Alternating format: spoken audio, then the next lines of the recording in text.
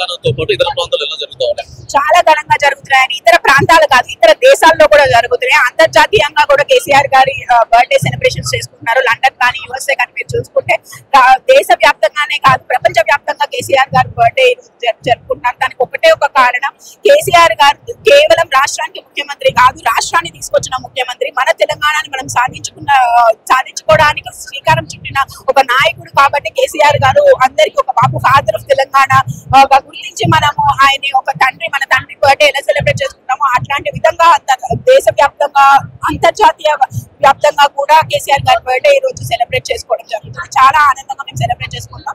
Definite గా మేము ఈ సందర్భంగా మీడియా ద్వారా ప్రజలందరూ కూడా తెలుసుకుంటున్నారు కేసీఆర్ గారి విలువ ఏంటి అనేది ఈ రోజు ప్రజలు. ఎందుకంటే చీకటిని చూస్తేనే వెలుగు ఒక గొప్పతనం తెలుస్తుంది అన్నట్టు ఈ రోజు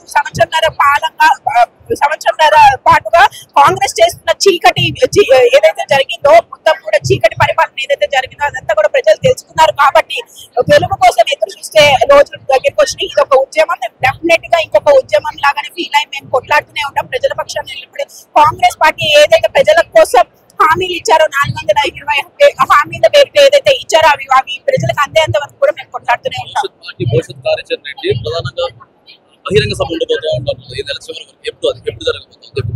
డెఫినెట్ గా బహిరంగ సభ కేసీఆర్ గారు అనౌన్స్ చేశారు. డెఫినెట్ గా మొత్తం అంత రాష్ట్ర వ్యాప్తంగా కూడా చెప్తున్నా కదా, ఇది మళ్ళీ ఒక ఉద్యమం లాగానే మేము ముందుకెళ్లాలనుకుంటున్నాము. కేసీఆర్ గారు ఇలా మా పార్టీ అధ్యక్షులు ఎలా తీసుకెళ్తా అలా తీసుకుని వెళ్తాము.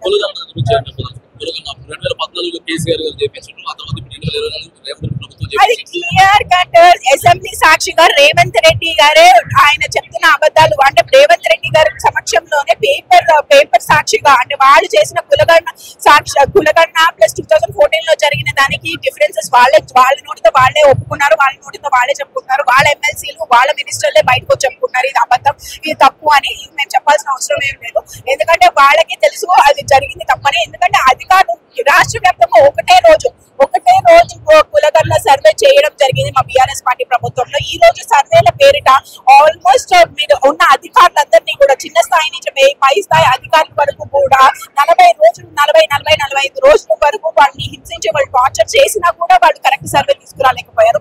డెఫినెట్ గా కాంగ్రెస్ ఫెయిల్ అయినది వాళ్ళ మంత్రులు వాళ్ళ ఎమ్మెల్సీతో ఒప్పుకున్నారు. పెద్దగా చెప్పాల్సిన అవసరం ఏం లేదు. డెఫినెట్ గా ఎందుకంటే మనం జనాభా సంఖ్య పెరుగుతుంది కానీ తగ్గేది అవకాశం ఏమి ఉండదు. అలాగే బీసీ సంఖ్య ఏదైతే బీసీల కోసమే చేశానని చెప్తున్నారు కులగణన సంఖ్య, అలాంటి బీసీ సంఖ్య తగ్గింది. కనీసం పోనీ వాళ్ళు చేసిన సర్వేకి అయినా కూడా ఏమైనా సెపరేట్ వాళ్ళకి ఏమన్నా తీసుకొస్తారేమో అని చెప్పి సబ్సిడీస్ లేకపోతే కొంచెం ఏదో తీసుకొస్తారని అందరూ ఆశించారు. కానీ ఏమీ తీసుకురాకుండా ఏమీ మాట్లాడకుండా మేము చేసాము అని చెప్పి ఏదో గొప్ప చెప్పుకుంటే మాత్రం కాదు.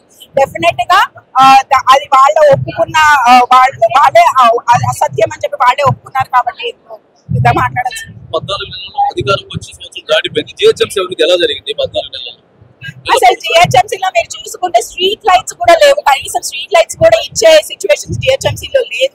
మేము కనీసం రిపేర్స్ ఉన్నాయి స్ట్రీట్ లైట్స్. ఈ రోజు షేర్లింగంపల్లి జోన్ షేర్లింగంపల్లి జోన్ నుండి దగ్గర 20,000 స్ట్రీట్ లైట్స్ అవసరం ఉన్నాయి. 20,000 స్ట్రీట్ లైట్స్ రిపేర్ లో ఉన్నాయి. జిహెచ్ఎంసీ ఒక అంధకారంలోకి తీసుకెళ్లిపోయారు. ఎక్కడైతే మీరు గతంలో చూసుకుంటే గత 10 సంవత్సరాలుగా చూసుకుంటే కేవలం మన హైదరాబాద్ సిటీని న్యూయార్క్ సిటీలతో కంపేర్ చేసి న్యూయార్క్ లండన్ సిటీస్ లో కంపేర్ చేసే సిచ్యువేషన్ కి అంటే అంత స్థాయికి మనం తీసుకెళ్ళాం హైదరాబాద్ నగరాన్ని. కానీ మళ్ళీ చూసుకుంటే ఈ రోజు అదే హైదరాబాద్ నగరాన్ని చూసుకుంటే అంధకారంలో హైదరాబాద్ ఉన్నట్టుంది. కనీసం స్ట్రీట్ లైట్స్ ఉండలేని సిచ్యువేషన్ లో జిహెచ్ఎంసీ ఉంది. ప్లస్ బడ్జెట్ మీరు చూసుకుంటే సంవత్సరంన్నర పాలన ₹1 బడ్జెట్ కూడా ఎక్కడ ఏ ఓట్లోనూ కేటాయించలేదు. జోనల్ కమిషనర్స్ కానీ కమిషనర్లు జోనల్ కమిషనర్ లో చేతులు ఎత్తేస్తున్నారు. మాకు తెలియదండి బడ్జెట్ లేదు.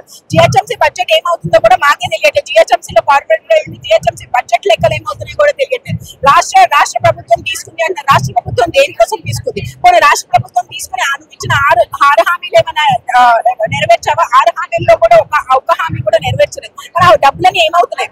బడా కాంట్రాక్టర్స్ కి మాత్రమే రేవంత్ రెడ్డి ఆయన కమిషన్ల కోసం వాటి కోసం బడా కాంట్రాక్టర్స్ కి మాత్రమే ఈ రోజు ఆయన మొత్తం అంతా జిహెచ్ఎంసీ నిధులు కానీ రాష్ట్ర ప్రభుత్వ నిధులు కానీ అన్ని కేటాయించి వాళ్ళ కాంట్రాక్ట్స్ వాళ్ళ బిల్స్ క్లియర్ చేయడానికి చూస్తున్నారు. చిన్న కాంట్రాక్టర్స్ ఎవరైతే రోడ్లు వేసారో, ఎవరైతే సివిల్ లైన్ వేసారో, వాటర్ లైన్ వేసారో వాళ్ళకి ఈ రోజు నిధులు కాంట్రాక్టర్స్ కి డబ్బులు ఇవ్వలేని సిచ్యువేషన్ ఉన్నారు. అందుకని కాంట్రాక్టర్స్ ఎవరు ముందుకు రావట్లేదు. హైదరాబాద్ కాపాడడానికి హైడ్రా తీసుకొచ్చినామని చెప్తారు. ఎంతవరకు కాపాడుతారు హైడ్రా తీసుకొచ్చి? హైడ్రా ఇప్పుడు ఏదైనా ఏ ప్రభుత్వం అయినా ప్రజల సంక్షేమం కోసమో ప్రజల అభివృద్ధి కోసమో ఏదైతే రాష్ట్ర అభివృద్ధి కోసమో ఏర్పడాలి. అంతేగాని నువ్వు డిస్ట్రాయ్ చేస్తానంటే అది destruction is not it's not creation. అంటే ఏదో సిటీని డెవలప్మెంట్ కాదు కదా, డిస్ట్రక్షన్ ఇస్ నాట్ డెవలప్మెంట్. కాబట్టి నువ్వు అంతా వచ్చి డిస్ట్రక్షన్ చేస్తున్నావు. కాబట్టి నువ్వు హైడ్రా పేరిట ఓకే నువ్వు ఎన్నో చెరువులు తీసుకుని బయటకు తీసుకురావాలి అనుకున్నావు. ఇంత తొందరగా ఏముంది? ఇంకా చేతిలో 5 సంవత్సరాల కాలం నీ చేతిలో ఉంది. ప్రజలు నీకు అవకాశం ఇచ్చారు. నువ్వు చెరువులనే నువ్వు పునర్వైభవం తీసుకురావాలనుకుంటున్నావు. పూర్తిపోయిన చెరువుని బయటకు తీసుకురావాలనుకుంటున్నావు. కాబట్టి వాళ్ళకి నోటీసులు ఇవ్వాలి. నోటీసులు ఇచ్చి కనీసం కొంచెం టైం ఇవ్వాలి. టైం ఇచ్చి చేసుకోవాలి. కానీ ఈ రోజు రాత్రి నువ్వు చెరువుని ఈ రోజు వరకు హైడ్రా కూల్చివేతలు చేసింది. ఒక్క చెరువునైనా బాగు చేశారా? ఒక్క చెరువు అయినా బాగైనా కనీసం ఆ కూల్చివేసిన డెబ్రిస్ కూడా ఈ రోజు వాళ్ళు తొలగించలేని సిచ్యువేషన్ లో ఉన్నారు. ఇప్పుడు డెబ్రిస్ అంతా తీసుకెళ్ళి ఎక్కడేస్తాడు? ఎక్కడ కనీసం దీనికి ఒక ఆలోచన ఉండాలి కదా. మనం చేశాక దీని తర్వాత పాయింట్ ఏంటి సిచ్యువేషన్? ఇప్పుడు మనం చెత్త క్లియర్ చేస్తాము. చెత్త క్లియర్ చేసి మనం ఒక డంపింగ్ ఏరియా అనేది పెట్టుకోవాలి కదా. నువ్వు కూల్చివేతలు చేసావు. అవన్నీ ఎక్కడ పెడుతున్నావు? ఎక్కడ వేస్తావు? మళ్ళీ అదే ప్లేసెస్ లో ఒక చెత్తలాగా ఏర్పడిపోయి ఒక పెద్ద కుప్పల్లాగా తయారైపోతుంది. అసలు నువ్వు దేనికి ఒక్క చెరువునైనా బాగు చేశాడు ఎప్పటి వరకు హైడ్రా పేరిట? ప్రజలందరినీ భయాందోళనలకు గురి చేస్తున్నాడు. ప్రజలందరినీ ఇబ్బంది పాలు చేయడానికే ఈ రోజు రేవంత్ రెడ్డి ప్రజాపాలన పేరుతో ప్రజాక్షేత్రంలో వచ్చాడు. కానీ అసలు ఒక్కడెప్పుడు ఉపయోగపడేది లేదు. ఆ పైగా కుట్రపూరిత పాలన ఏదైతే కుట్ర చేసుకుంటూ కేవలం తెల్లారు లెగిస్తే కేటీఆర్ గారు ఏ కేసులో దొరుకుతారు, కేసీఆర్ గారు ఏ స్కామ్లు చేశారు, ఇది తప్ప వేరేది ఏమీ లేదు. ఆయన అసెంబ్లీలో కూడా అసలు అసెంబ్లీ సాక్షిగా కాదు, అసెంబ్లీలో కానీ బహిరంగ సభల్లో కానీ ఆయన ఏ మీటింగ్ లోనే కేసీఆర్ గారు పేరెత్తకుండా ఆయన మాట్లాడట్లేదు. నువ్వు చేయాల్సింది ప్రజాపాలన. నువ్వు ఇస్తానన్న 6 గ్యారెంటీలు ఏదైతే ఇస్తానో అవి ఇచ్చి నువ్వు దాని గురించి మాట్లాడాలి. కానీ నీకు ఎక్కడికి వెళ్ళినా కేసీఆర్ అది చేశారు, కేటీఆర్ ఇది చేశారు. నువ్వేం చేస్తావు? నువ్వు చేసి చెప్తానని చెప్పి చేయాలి కదా ఫస్ట్. అవన్నీ ఎక్కడ పోయినాయి అని చెప్పి మేము ఈ రోజు రేవంత్ రెడ్డి గారిని గట్టిగా అడుగుతాం. ఇవన్నీ కూడా ప్రజలు గమనిస్తున్నారు. డెఫినెట్ గా రాబోయేది మళ్ళీ కేసీఆర్ గారి ప్రభుత్వమే.